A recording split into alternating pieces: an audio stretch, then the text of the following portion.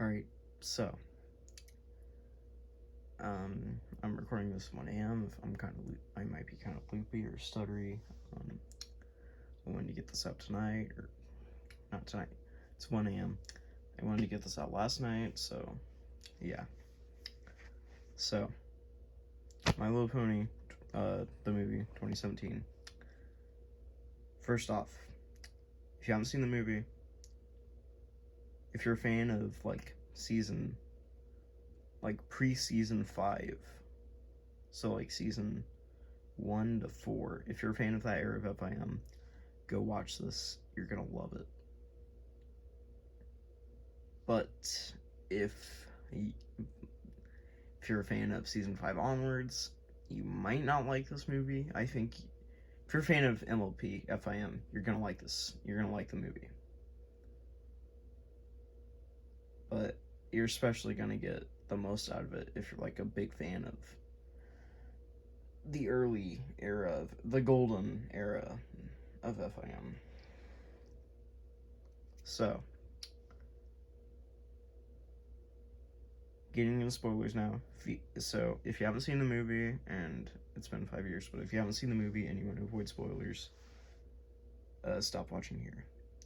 But if you have seen the movie, which you probably have, or if you just don't care, then continue watching. So, first off, opening scene. Tons of background ponies, tons of references. See Lyra and Bon Bon, you see Octavia, you see Sassy Saddles, Coco Pomelo, Photo Finish. If you're the kind of person who likes looking at background ponies, you're gonna like the opening scene.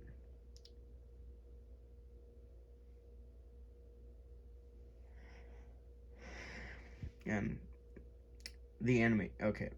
One of the best parts of the movie is the animation. Just the style that the characters look like in general, and then the animation. It's ridiculously smooth.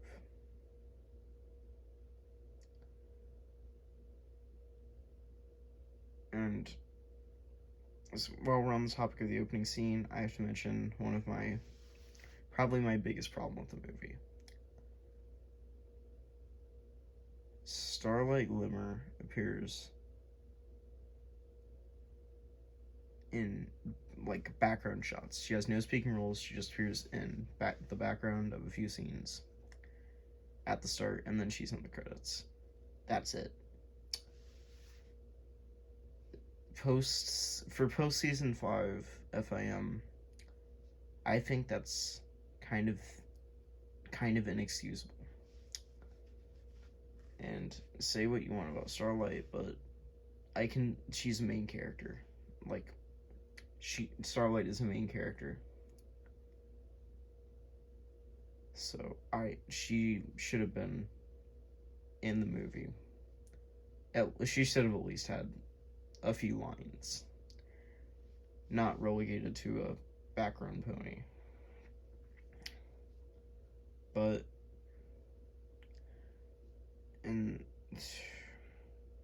so you have this opening scene, you see a bunch of ponies, and then they quickly establish that there's a concert with a pony who's a bona fide version of some pop star who I'm not very familiar with. And they have all that, and then there's some cute banter with the main six. And there's specifically a joke with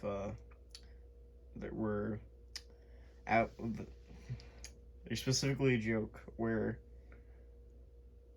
Rarity says to Rainbow Dash that it looks fine if you're raised in a barn. No offense, Applejack. And then Applejack goes, none taken. And I wasn't raised in a barn. There's just one on my family just owns one, and I was born in it, and I spent most of my upbringing in it. I don't remember exactly what it was, but it was something like that, and I thought it was kind of funny. So there's that, and then this pop star pony shows up, and then she talks to Twilight briefly, and then You see a bunch of clouds, and then an airship pops out, and then Tempest Shadow walks out of the or not, some creature that I don't care to remember the name of pops out of this airship, and then says some stuff, and then Tempest Shadow walks out of the airship, says something that can vaguely be misinterpreted as suggestive, and then she throws something at a Celestia, and then Cadence intercepts it, and then she turns into stone, and then she throws another one, or kicks another one at a Celestia, who tells Luna to go find the queen of the. She gets cut off, but she is trying to say hippogriffs, so she says hippos. And then Luna gets stoned as well. Luna gets turned into stone as well.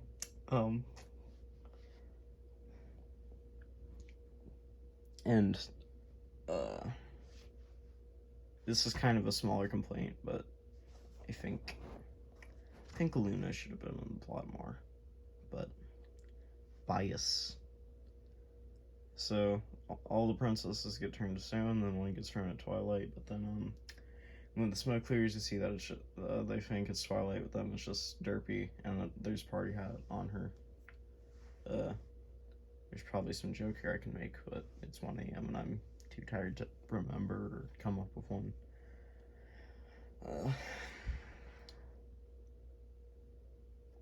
So Derpy gets turned into stone, and then they mistake it for Twilight, and then Twilight gets away, and then they fall down. The main six fall down a waterfall, and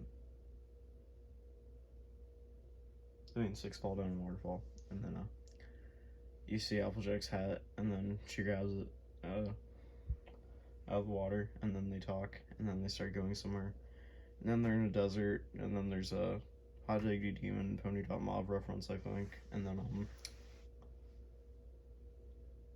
they arrive at a glitch town, and then there's some stuff, and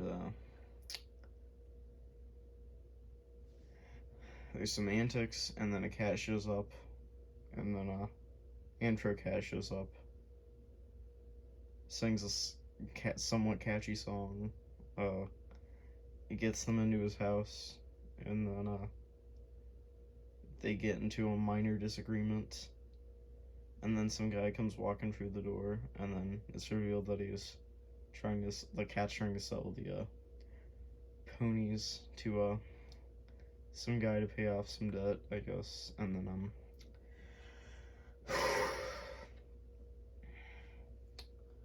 and then Tempest walks in, and then there's a cute little scene where one of the characters grabs Tempest's face and then kind of rubs it around like she's a dog. Thought that was kind of cute. And then there's that, and then they escape in like a actually really well animated and pretty cool looking action sequence. And then they're on an airship, and then they're hiding, and then they get discovered, and then there's like some pretty comedic stuff.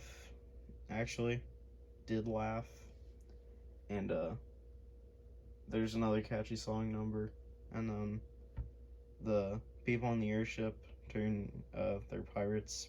They're good pirates though, and then they at the end of the song, Rainbow Dash is a Sonic Rainbow, like some kind of simpleton, and screws everything up.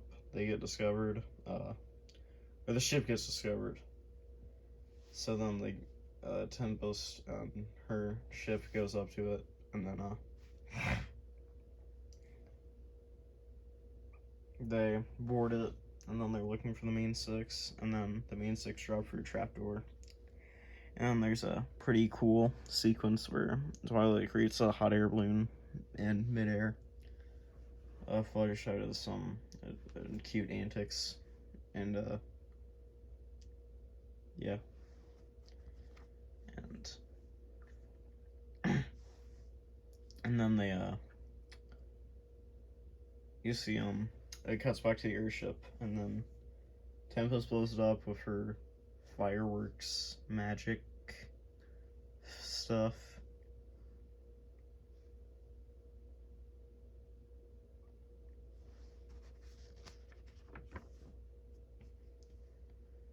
So that's kind of the end of the first act. And overall, the first act is kind of mixed overall. It's pretty slow paced. Like that, I just described that in like 5 minutes. It's 30 minutes. Like when it gets good, it does get quite good, but so they arrive at this island where the hippogriffs are.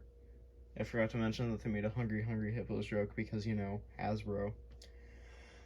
And then they find out that the hippogriffs are gone, and then they find the sea ponies, and then actually I watched this part on my first viewing, which was November 2022, and I just watched it for a second time. It's April 8th, I believe. I started at like April 7th at 11 p.m. and it's an hour and 30 minutes. So my last viewing was technically April 7th. Okay, that's completely off track. And I skipped this part on my second viewing just because I find it kind of tedious.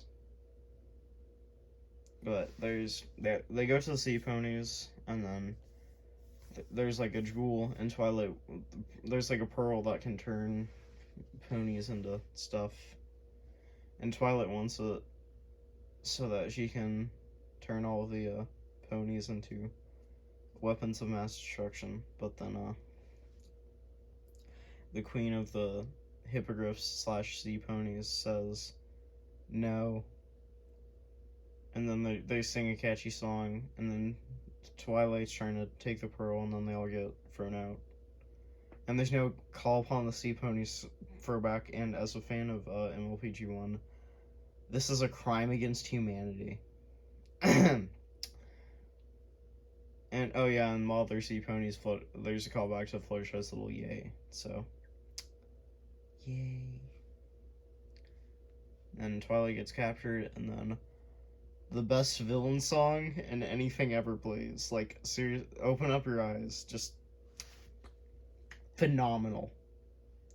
Great song. If you haven't listened to it, what are you doing? Go listen to it. The Prince whatever version. Either version, just like the movie version or the Prince whatever version. Either one, they're both great. Okay, so anyways, after that, it's just like they go to the throne room, and then Storm King. I haven't mentioned Storm King up to this point, but he's like the main big bad. All the other villains are working under him. So then he shows up with a staff, and then he absorbs the power from the free pony princesses that turned into stone, and then Twilight, who's conscious, and actually kind of cringe-inducing scene.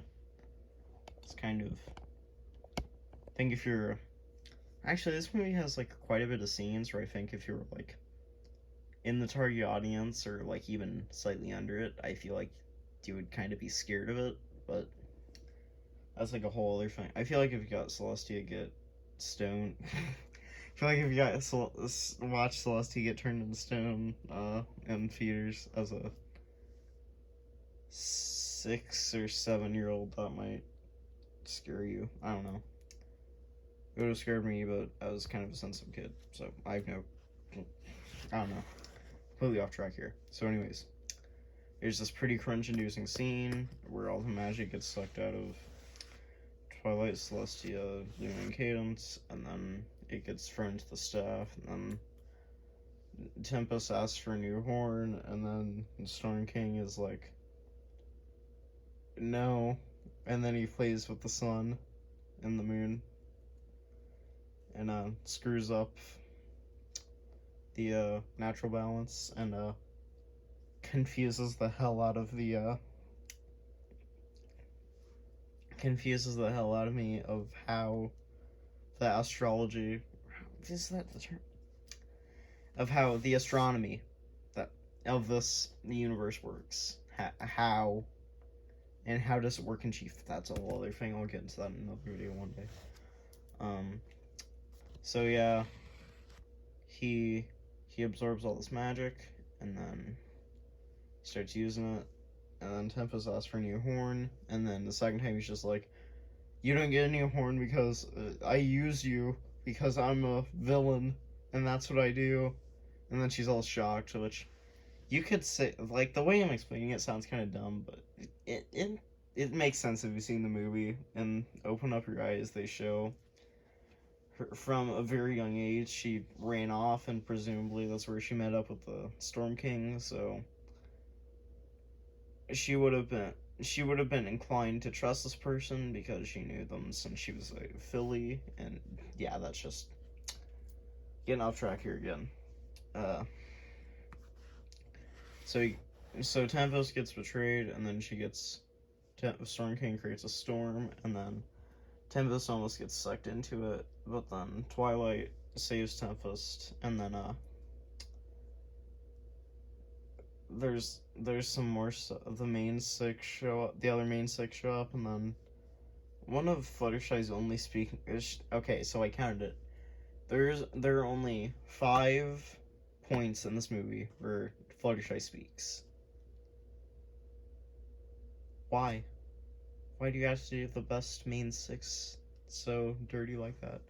Why do you have to do best pony? Why do you have to do okay? But it is honestly quite good. That, like, it's probably one of the best Fluttershy moments. You know. And then they get the Pinky throws them onto a cannon, and then they go up onto the they get shot up onto the balcony, and then they all try to work together to get the staff, and then they think that Twilight and Storm King both get sucked in the storm, but Twilight got staff, but then they think that they both get sucked in the storm. But then Twilight comes down, like, it's that Overwatch meme where the character is holding out their hand from the clouds. It reminds me of that. She does that. She ascends from the brony heaven. I don't know. I'm not making that joke. If you've seen that meme, you know what I'm talking about. But so Twilight ascends from brony heaven with the staff, and then they're all hugging and reconciling, and then Storm King comes over the balcony, and then he's getting ready to throw one of the things that turns him into stone, but then Tempest jumps over and then knocks it, and then they both get turned into stone, and then Storm King falls and then crushes, and it's kind of brutal, honestly. Kind of cool. And then they save Tempest, and then she gets unstoned, and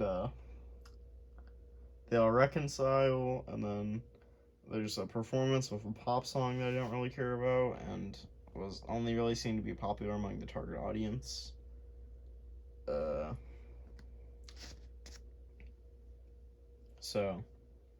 then Tempest does some fireworks, and then that's basically the plot synopsis. It only took me about 15 minutes to give you a rundown of the plot, which I guess it's an hour 40-minute long movie, so that's fair. But what I was gonna do is I was gonna talk about the characters, individual characters, like Songbird Serenade, Storm King, Tempest.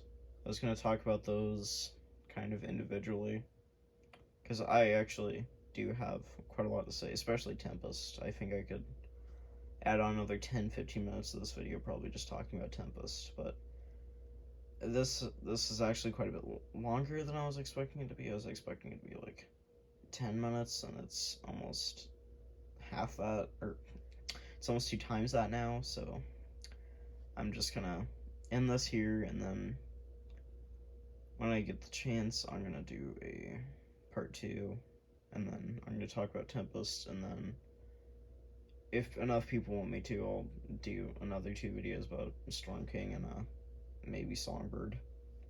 Maybe I'll do those 2 as one video, because Tempest I could probably do 10-15 minutes right there, and then for the other 2 I think that would probably be like maybe 15 minutes, but for the both of them. So yeah, overall 8 out of 10. If you're a fan of MLP, especially like I said at the start, if you're a fan of preseason 5 MLP, you're gonna really like this movie, and if you haven't seen it, you should go watch it. If you're a fan of season 5 onwards, you're still gonna like it. I'm mostly a fan of like the Student 6 era. That's kind of like my favorite.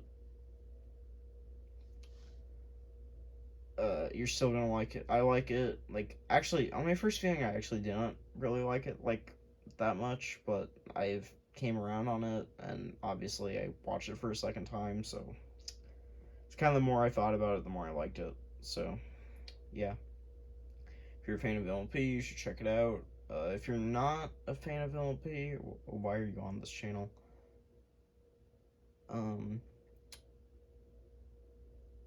Eh, it's not really worth watching, but if you are a fan of MLP, it should be a must watch. It's it's better than G5, also that much. So yeah, that's it for this. Yeah.